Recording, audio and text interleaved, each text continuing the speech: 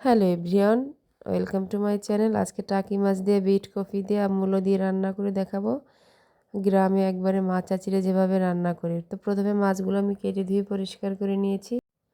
কাঁচামরিচ কুচি দিয়ে দিলাম, স্বাদ মতো লবণ দিয়ে দিচ্ছি, হলুদের গুঁড়া, ধনিয়ার গুঁড়া, শুকনো মরিচের গুঁড়া। এদিকে দেখেন আমি বিট কফি আর মূলো নিয়েছি, ধুয়ে কেটে পরিষ্কার করে নিলাম। এদিকে কড়াই গরম করে নিয়েছি, তেল দিয়ে দিলাম।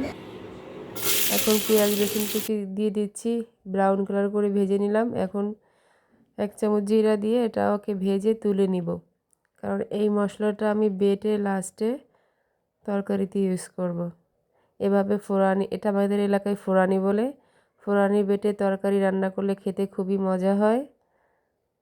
তো আমি সেম কড়াইতে আরও কিছু তেল দিয়ে দিলাম। এখন মাছগুলোকে দিয়ে সুন্দর করে কষিয়ে নিব।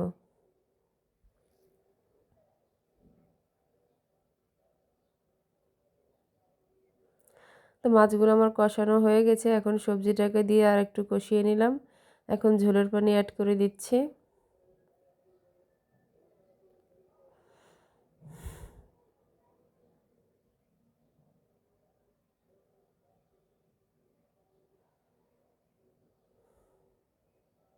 একটা টমেটো কেটে দিয়ে দিলাম। রান্নাটা প্রায় আমার শেষের দিকে, দেখতেই পাচ্ছেন।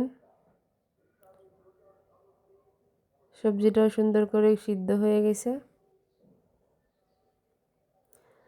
রান্নাটা প্রায় আমার শেষের দিকে। এখন ওই যে পেঁয়াজ আর রসুন পুড়িয়ে রেখেছিলাম, এটা বেটে নিয়েছি। এই যে এটাকে বলে ভাজা মশলা।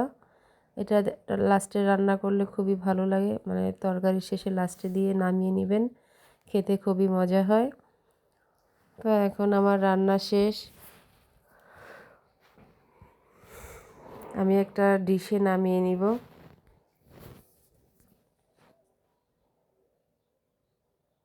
গ্রামে ডিশটা একটু গরম করে পানিটা শুকিয়ে তারপরে তরকারিটা ঢেলে নেয়। আমিও সেম প্রসেসিংভাবে করলাম।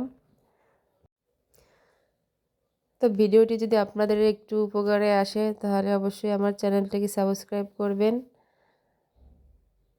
এভাবে গ্রামের রান্না পেতে অবশ্যই আপনারা অনেক হেল্পফুল হবেন। তো ভিডিওটি আজকের মতো এখানেই শেষ করছি। আল্লাহ হাফেজ।